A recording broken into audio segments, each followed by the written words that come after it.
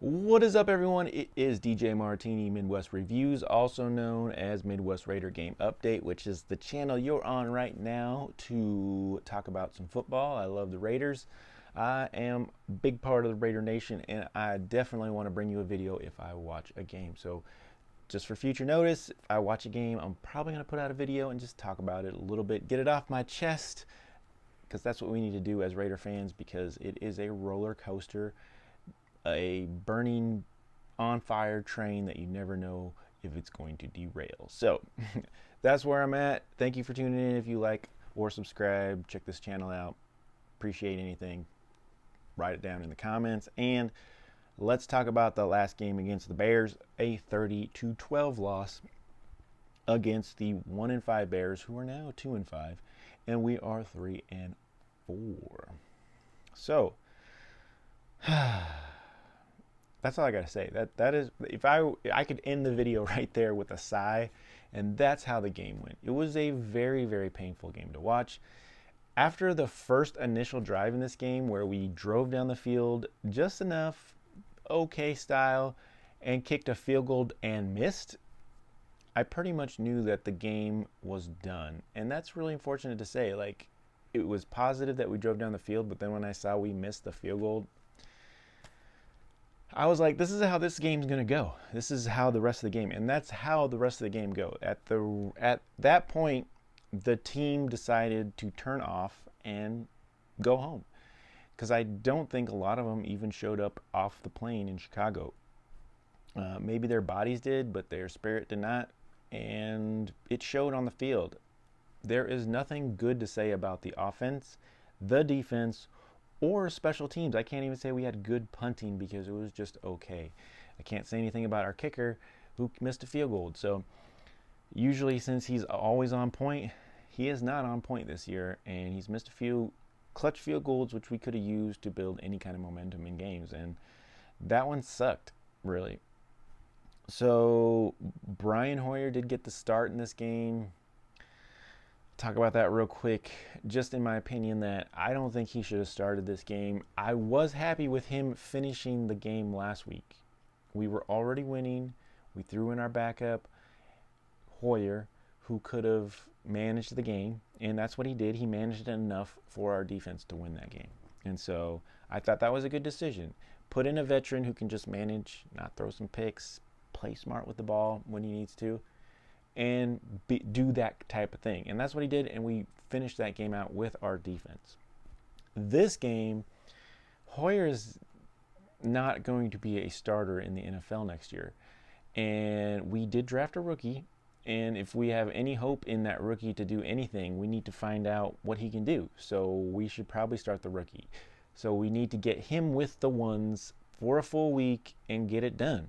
And so, did that happen? I don't know. I don't know if they shared the responsibilities this week or not, but now it sounds like Jimmy G is going to start again. So it's just starting this cycle of no cohesive activity between this team, because, you know, Jimmy G for a week, Hoyer for a week, O'Connell for a week. That's not building any cohesive team action, and I don't think it's going to help the rest of the season. So it's unfortunate, but that's kind of where we're at. So Hoyer did come in and had a horrible game at 17 for 32, 129 yards of a rating of 37%. Woohoo! O'Connell came in. He had an 83 rating and had 10 for 13, 75 yards, and even more yards per attempt. But he did have one interception, but did have one touchdown.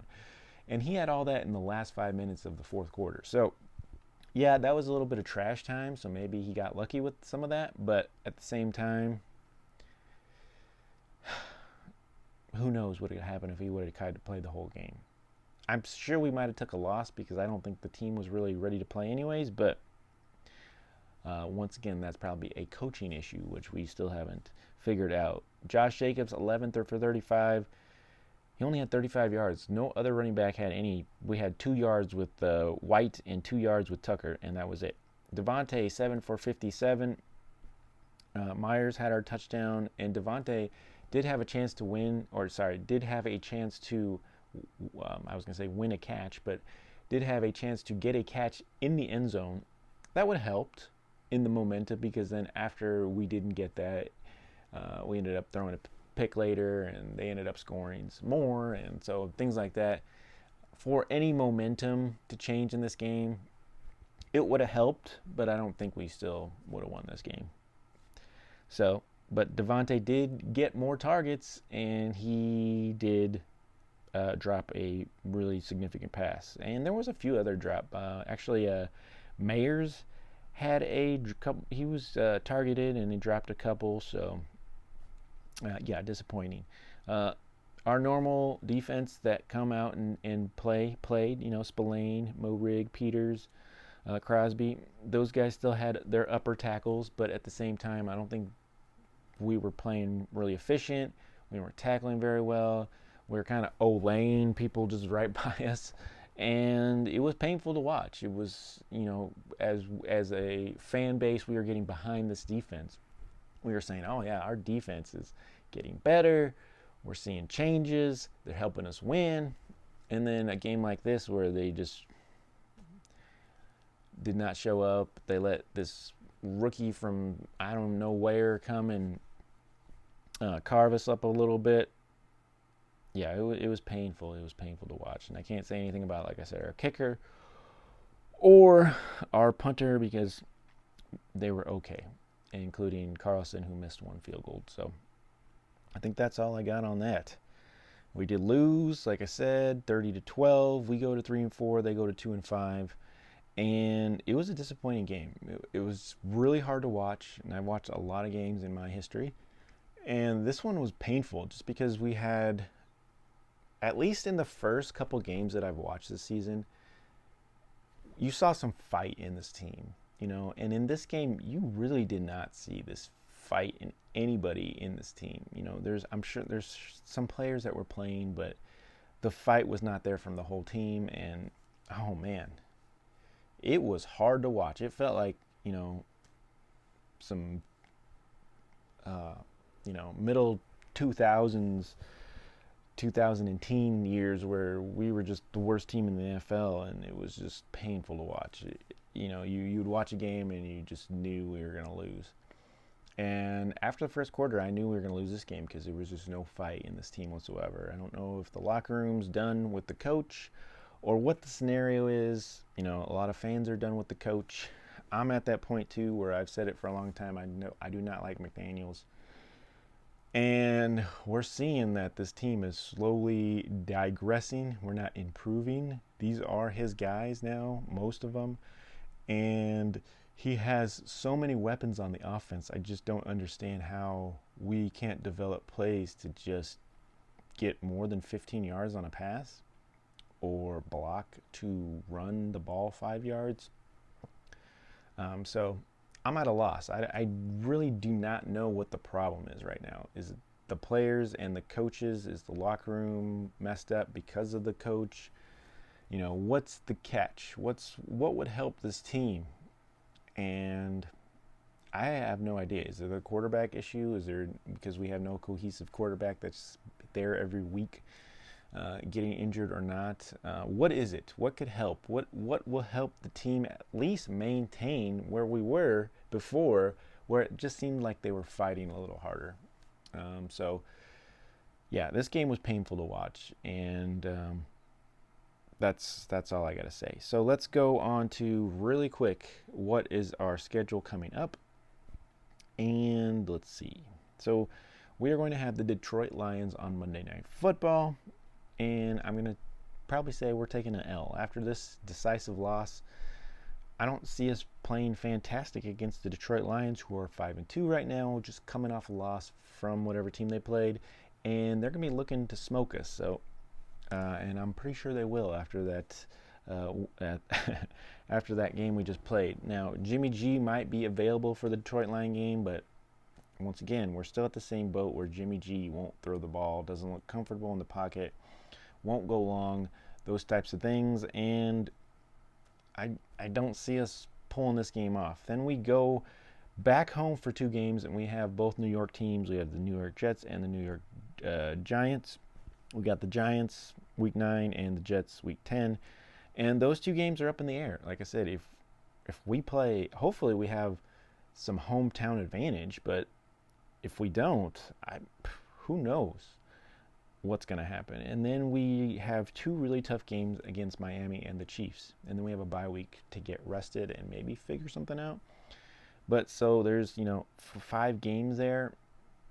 And I'm hoping to get maybe 2 wins out of those 5 games, which is really sad and only puts us at 5 and whatever. So, and after that,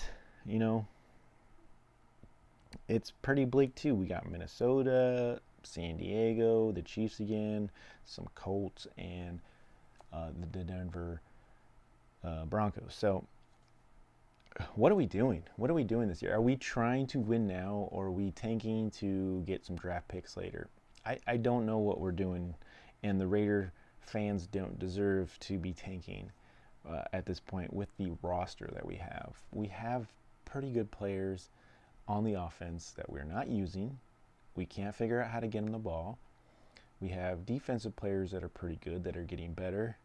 And when the whole team plays together, they're showing us that they can win games. But then we come out against the Bears, not even getting off the bus in Chicago to play. And that's really disappointing. So as a fan of the Raiders, that was very disappointing. And it was super hard to watch. Like, anybody out there that's a Raider fan that was having a party with friends over, it was the hardest thing to watch your team just dying out there with no signs of life, no cool plays, no action, just a dreary, rainy, horrible thunderstorm, train in the ditch, worst scenario, crappy game that you can have. And it was painful to watch, very, very painful to watch. So hopefully we have Monday night against the Detroit Lions. I don't care if we win or lose. I just want to see this team compete and fight. And I did not see it in this Bears game. So let's see how we do against the Detroit Lions. Can we fight? Can we show that we're a team? At least the players come together. Don't do it for the coach. F the coach. Do it for the team. Do it for your pride. Do it for the Raider Nation. Do it for the fans in the stands. And if you got to call some audibles, whoever's in there, Hoyer, Jimmy G, O'Conley, call some audibles. Let's make the coach mad. But do some things that you know are going to work in the game. So that's all I got to say.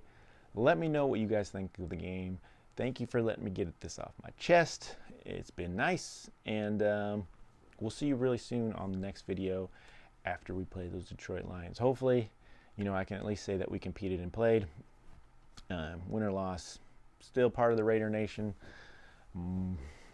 A lifer, and I guess I'll keep taking this punishment. So, see you guys really soon on the next video. It's been Midwest Raider Game Update. If I watch a game, I'm going to put a video out, so please keep checking out my channel, like, subscribe, and share, all that good stuff, and we'll catch you on the next one.